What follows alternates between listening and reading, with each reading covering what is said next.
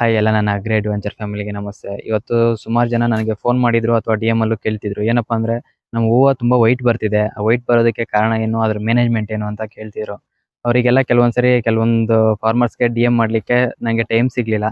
So ಕೆಲವೊಂದು farmer ಕಾಲ್ ಮಾಡಿದ್ರು response ಮಾಡುವಂತ ನಂಗೆ ಅವಕಾಶ ಸಿಗ್ಲಿಲ್ಲ. ಸೊ ಅವರಿಗೆಲ್ಲ ಒಂದು ಈ ವಿಡಿಯೋ ಮುಖಾಂತರ ನಾನು ತಿಳಿಸ್ಕೊಡ್ತಿದ್ದು ಹೂದಲ್ಲಿರೋ ಪೆಟಲ್ಸ್ ಅಲ್ಲಿ ಆಂಥೋಸೈನಿನ್ ಅನ್ನುವಂತ ಪಿಗ್ಮೆಂಟ್ ಇರುತ್ತೆ. ಆ ಪಿಗ್ಮೆಂಟ್ ಯಾವಾಗ ನಮಗೆ ವೇರಿಯೇಷನ್ ಆಗುತ್ತೆ ಅಥವಾ ಪಿಗ್ಮೆಂಟ್ ಯಾವಾಗ ನಮ್ಗೆ ಕಡಿಮೆ ಆಗುತ್ತೆ ಆವಾಗ ನಿಮಗೆ ಕಲರ್ ಕಡಿಮೆ ಆಗೋ ಚಾನ್ಸಸ್ ಇರುತ್ತೆ. ಆ ಪಿಗ್ಮೆಂಟ್ ಆಂಥೋಸೈನಿನ್ ಪಿಗ್ಮೆಂಟ್ ಯಾಕಪ್ಪ ಕಡಿಮೆ ಆಗುತ್ತೆ ಅನ್ನೋದಾದ್ರೆ ಅದು ಬಂದು ಒಂದು ಟೆಂಪರೇಚರ್ ಅಂದ್ರೆ ಯಥೇಚ್ಛವಾಗಿ ಅದರ ಹೂದ ಮೇಲೆ ಟೆಂಪರೇಚರ್ ಜಾಸ್ತಿಯಾಗಿ 3 ಡೇಸ್ ಇಂದ ನಿಮಗೆ ತುಂಬಾ ಬಿಸಿಲು ಇದೆ. ಆಮೇಲೆ ಮತ್ತೆ ಕೆಲವರು ಏನ್ ಮಾಡ್ತಾರೆ, ಇನ್ನೂ ತೇವ ಇದೆ ಭೂಮಿಯಲ್ಲಿ ಅಂತೇಳಿ ನೀರು ಕೊಡಲ್ಲ ಭೂಮಿಗೆ. ಅವಾಗ ಏನಾಗುತ್ತೆ, ಗಿಡ ಸ್ಟ್ರೆಸ್ ಆಗುತ್ತೆ. ಟೆಂಪರೇಚರ್ ಜಾಸ್ತಿಯಾಗಿ ಅಥವಾ ಗಿಡ ಸ್ಟ್ರೆಸ್ ಆದ್ರೇನೆ ನಿಮ್ಗೆ ಈ ತರದ ವೈಟ್ ಆಗುತ್ತೆ ಹೂವು.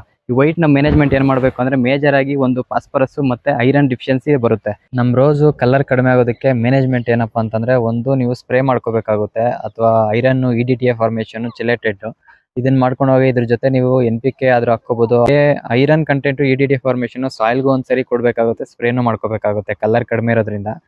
ಆಂಥೋಸೈನಿನ್ ಅನ್ನೋದು ಪಿಗ್ಮೆಂಟ್ ಕಡಿಮೆ ಆಗೋದ್ರಿಂದಾನೇ ನಿಮ್ಗೆ ಹೂವು ವೈಟ್ ಬರೋದು. ಸೊ ಅದನ್ನ ನೀವು ಮ್ಯಾನೇಜ್ ಮಾಡ್ಕೊಳ್ಳಿ. ಮ್ಯಾನೇಜ್ ಮಾಡ್ಕೊಳ್ಳೋದು ಏನಂದ್ರೆ ವಾಟರ್ ಮ್ಯಾನೇಜ್ಮೆಂಟ್ ಆಗಿರ್ಬೋದು ಅಥವಾ ಕ್ಲೈಮೇಟ್ ಮ್ಯಾನೇಜ್ಮೆಂಟ್ ಆಗಿರ್ಬೋದು. ಕ್ಲೈಮೇಟ್ ಮ್ಯಾನೇಜ್ಮೆಂಟ್ ನಾವೇನು ಮಾಡೋಕ್ಕಾಗಲ್ಲ.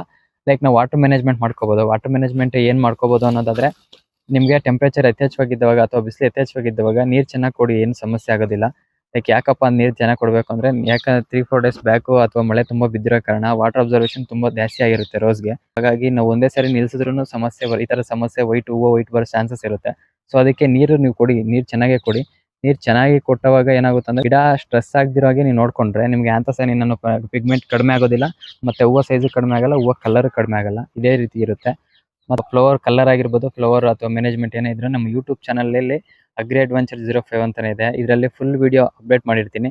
ನೀವು ಅಲ್ಲಿ ನೋಡಿ, ಲೈಕ್ ಮಾಡಿ, ಶೇರ್ ಮಾಡಿ, ಸಬ್ಸ್ಕ್ರೈಬ್ ಮಾಡ್ಕೊಳ್ಳಿ.